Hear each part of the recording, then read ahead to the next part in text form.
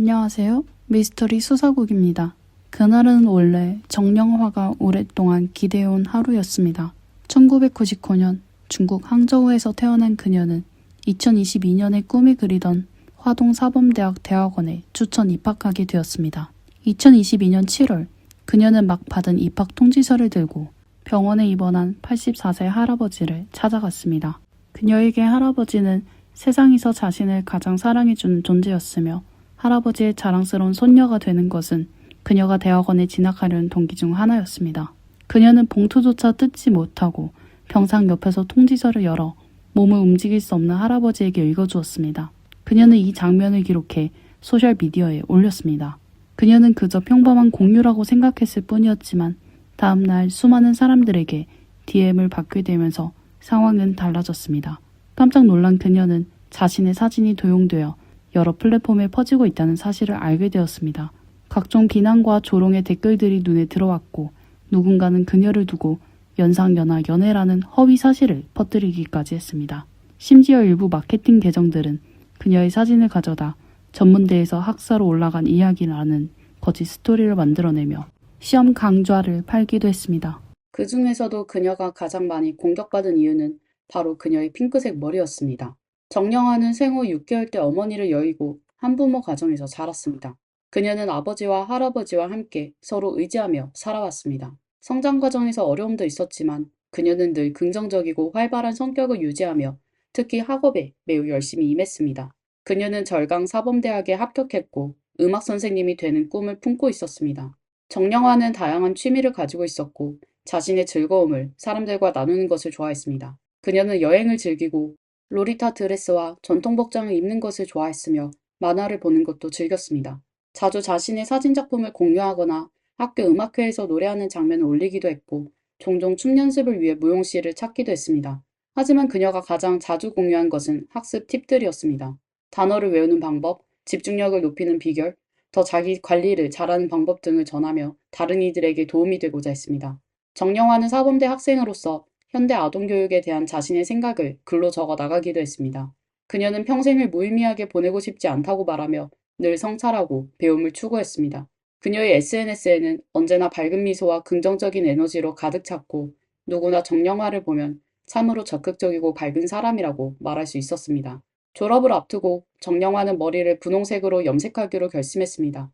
이렇게 하면 짙은 색의 학사 가운과 어우러져 졸업사진이 더 생동감 있고 예쁘게 나올 것 같았기 때문입니다.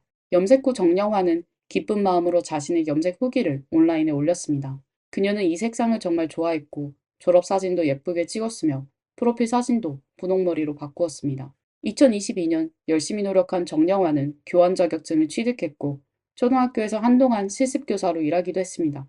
더 큰 기쁜 소식은 그녀가 학교로부터 대학원 추천 입학 자격을 받았다는 것이었습니다. 7월 22일 그녀는 드물게 길게 쓴 글을 하나 올렸습니다. 가장 그녀를 아끼던 할아버지는 뇌경색, 심근경색, 그리고 장암 중 말기 진단을 받아 오랜 기간 병원에 입원해 계셨고 코로나19로 인해 그녀는 할아버지를 찾아뵙지 못했습니다. 할아버지를 그리워하던 정영화는 어렵게 의료진의 허락을 받아 임종을 앞둔 할아버지를 마침내 만날 수 있었습니다. 그녀는 할아버지에게 자신의 대학원 합격 통지서를 가져가며 자신이 할아버지의 자랑스러운 손녀가 되고 싶다는 마음을 전했습니다. 이렇게 감동적인 글이었지만 수많은 파리떼가 몰려들었습니다. 처음에는 그녀와 할아버지의 사진이 많은 온라인 강의를 파는 마케팅 계정들에게 도용당했고 그들은 심지어 그녀로 가장해 다른 사람의 돈을 가로채기까지 했습니다. 정의감이 강한 정영화는 즉시 권리를 지키기 위해 변호사의 도움을 요청했지만 이 사건이 확산되면서 그녀는 오히려 더 많은 비난과 모욕을 받게 되었습니다. 어떤 사람들은 사진만 보고 추측하며 그녀와 할아버지의 관계에 대해 허위 사실을 퍼뜨렸고 그녀의 헤어스타일만 보고도 후원받는 사람 같다 라는 말까지 했습니다. 또 어떤 사람들은 그녀의 핑크색 머리가 마치 술집 여자를 연상시킨다며 사범대 학생일 리 없고 더구나 대학원 추천 입학은 불가능하다고 말했습니다. 또 다른 사람들은 그녀가 단지 음악을 전공한 사범대 학생일 뿐이라며 제대로 된 전공이 아니라고 비하했습니다. 그들은 정영화의 노력과 열정을 완전히 깎아내렸고 그녀의 가치를 아무렇지 않게 무너뜨렸습니다. 그들의 말은 너무나 저속하고 악의적이어서 몇 마디만 들어도 불쾌감을 느낄 정도였습니다. 게다가 정영화는 글을 올린 후 거의 매일 이런 내용의 메시지를 수없이 받았습니다. 이런 공격들은 당시 22살에 불과했던 그녀에게 얼마나 큰 고통이었을까요? 하지만 정영화는 매우 강했습니다. 그녀는 결코 물러서지 않았고 악플에 휩쓸리기를 거부했습니다. 그녀는 공부를 계속하면서 동시에 자신의 권리를 적극적으로 지키기 위해 노력했으며 자주 논리적으로 맞서 싸웠습니다.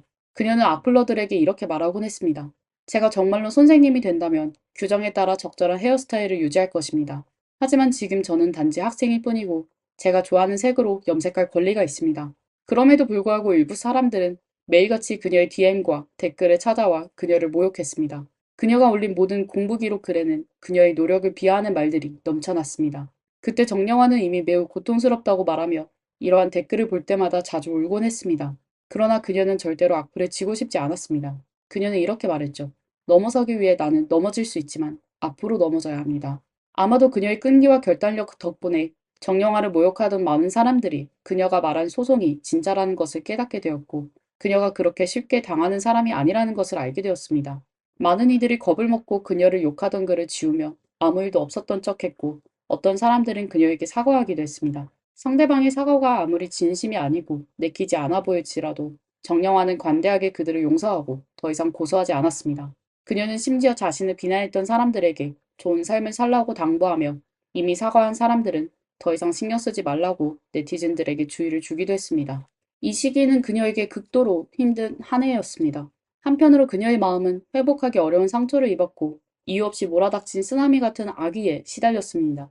다른 한편으로 그녀는 필사적으로 저항하며 다시 삶을 사랑하려고 노력했습니다. 정영화는 여전히 가끔씩 자신의 운동 일상과 학습 소감을 기록했고 음악회 진행과 춤추기도 했지만 모든 것이 예전과는 달라졌습니다. 정영화는 강해지겠다고 말하며 여전히 여자아이들을 어떤 색으로든 염색할 수 있다고 사람들에게 외쳤지만 정작 그녀 자신은 가장 좋아하던 분홍색 머리를 어두운 색으로 염색했습니다. 그 많은 비난 속에서 아마도 그렇게 해야만 조금이라도 덜 겨냥받을 수 있을 것이라고 생각했기 때문일 것입니다.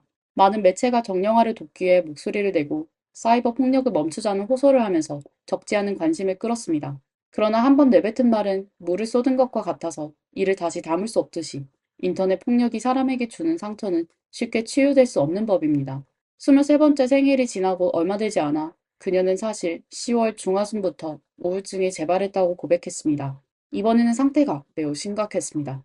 한때 좋아했던 음악과 춤에도 더 이상 흥미를 느끼지 못했고 매일 밤 잠을 이루지 못하고 식사도 제대로 할 수 없었습니다. 병 때문에 학업 성적도 떨어졌고 휴학을 권유받았는데 이는 노력하던 그녀에게 더 큰 고통이었습니다. 정영화는 강한 자부심과 생존 의지를 가지고 있었기에 상태가 악화되자 곧바로 병원에 가서 약을 꾸준히 복용했습니다. 그러나 병세가 너무 심각해져 11월에는 입원 치료를 받게 되었습니다. 입원 후에도 정영화는 가끔씩 게시물을 올렸지만 그녀의 프로필에는 변화가 찾아왔습니다. 그녀의 사진은 더 이상 다채롭지 않고 회색빛이 감돌았으며 병원에는 분홍색 머리도 예쁜 드레스도 아름다운 풍경도 없었습니다. 정영화는 치료를 시도하며 스스로에게 작은 기쁨을 주기 위해 음료를 사 마시기도 하고 병실에 있는 다른 소녀들과 친구가 되려고 노력했습니다. 그녀는 여러 차례 게시물에서 자신에게 지지 말자고 다짐하며 용기를 북돋았지만 사이버 폭력으로 인한 외상 후 스트레스 장애는 너무나 심각했습니다. 게다가 사랑하는 할아버지마저 이 시기에 세상을 떠나면서 그녀는 더 이상 이전처럼 낙천적이고 긍정적인 태도를 유지할 수 없었습니다. 이번 9일째 되는 날 그녀는 같은 병실에 있는 소녀에게 빨리 나와서 함께 밖에 나아가 놀자고 격려했습니다. 그러나 그 이후로는 더 이상 새로운 게시물을 올리지 않았습니다. 친구들은 정영화에게서 절망과 고통이 담긴 메시지를 받았다고 전했습니다. 그녀는 고통을 끝내고 싶어 했지만 동시에 자신을 사랑하는 사람들에게 상처를 줄 것이라는 걸 알고 있었습니다. 그녀는 죽음을 두려워했지만 고통은 참을 수 없을 정도로 깊었습니다. 2023년 2월 19일 중국 네티즌은 웨이보에 글을 올려 그녀의 친구 지단지 정영화가 1월 23일 스스로 생을 마감했다고 알렸습니다. 정영화가 입원한 이후로 친구들은 그녀를 만날 수 없었고 나중에는 연락도 닿지 않았습니다. 그러다 정영화의 아버지로부터 부고 전화를 받고서야 이 비통한 소식을 알게 되었습니다. 그녀가 세상을 떠난 날은 설 연휴 둘째 날이었습니다. 유서에서 그녀는 가족과 친구들에게 끊임없이 사과하며 더 이상 살아갈 힘이 없고 자신이 충분히 강하지 못했다고 자책했습니다. 하지만 우리 모두 알고 있습니다. 이것은 결코 그녀의 잘못이 아니었다는 것을요. 착한 그녀는 유서에서 자신을 사이버 폭력으로 괴롭힌 사람들을 비난하지 않았습니다. 하지만 바로 그 사람들이 무기를 쥐고 전혀 알지 못하는 이 소녀를 공격했던 것이죠. 정영화는 학문을 사랑하고 예술을 즐기며 적극적으로 삶을 살아가던 사람이었습니다. 그녀는 밝은 미래와 수많은 아름다운 꿈을 가질 자격이 있었지만 이 모든 것이 인터넷 너머 숨어있는 사람들에 의해 산산이 부서지고 말았습니다. 온라인 소셜 플랫폼이 일상화됨에 따라 사이버 폭력은 우리 모두에게 더 가까워지고 있습니다. 사람들은 어떤 이유로든 다른 사람을 공격하거나 괴롭힐 수 있게 되었죠. 불행히도 사이버 폭력의 피해자 중 여성의 비율이 더 높습니다.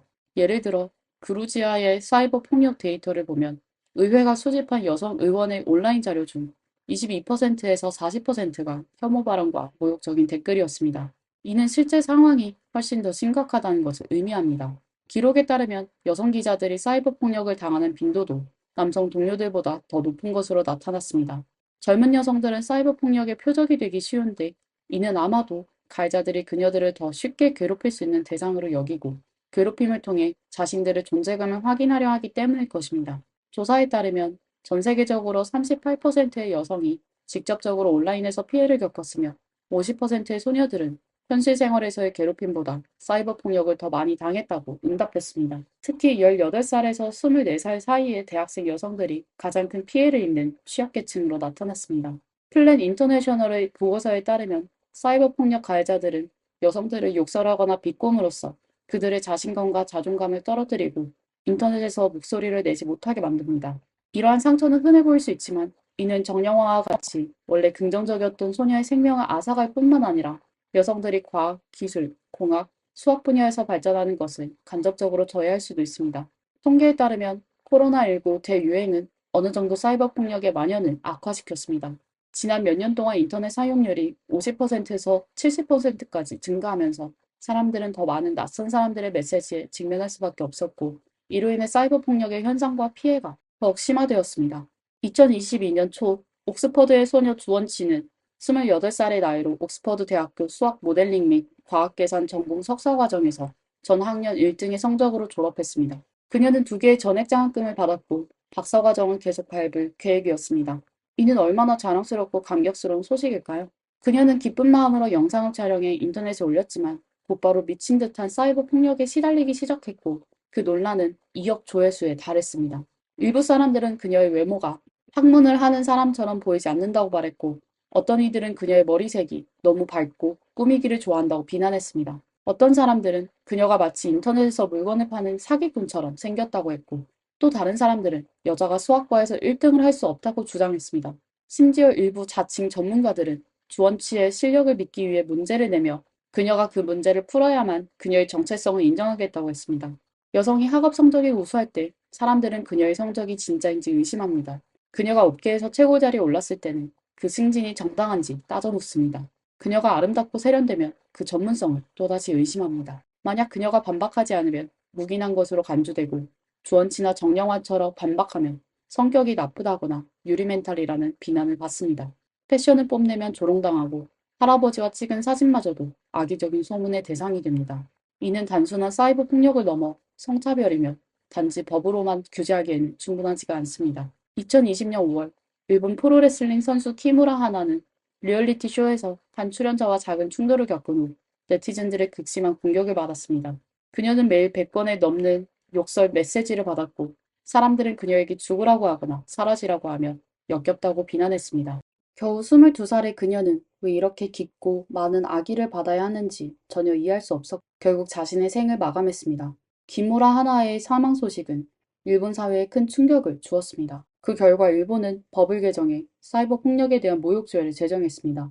이 법에 따라 사이버 폭력 가해자는 30일 이하의 징역형과 1만 엔 이하의 벌금에 처할 수 있습니다. 그러나 기무라 하나를 공격한 2명의 네티즌은 결국 9만 4천 원 정도의 배상만 했습니다.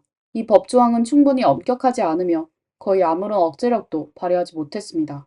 하나의 어머니는 이에 만족할 수 없다고 말하며 법안 통과는 단지 시작일 뿐이며 지금까지 이 법안은 전혀 억제력을 갖추지 못했고 합리적이지도 않다고 지적했습니다. 기무라 하나의 어머니는 형벌은 그저 마지막 방어선에 불과하다고 생각합니다. 자신의 딸처럼 이유 없이 모욕당해 삶을 포기하고 싶어하는 여성을 더 많이 구하려면 강화해야 할 것은 사람들의 도덕의식입니다. 더 많은 사람들이 타인을 존중하는 법을 배우고 다른 사람의 삶을 함부로 평가하지 않는 법을 익혀야 합니다. 특히 젊은 여성들에 대한 편견을 버리고 피해자들에게 법적 지원과 심리적 지원을 제공해야 사이버 폭력을 줄일 수 있습니다.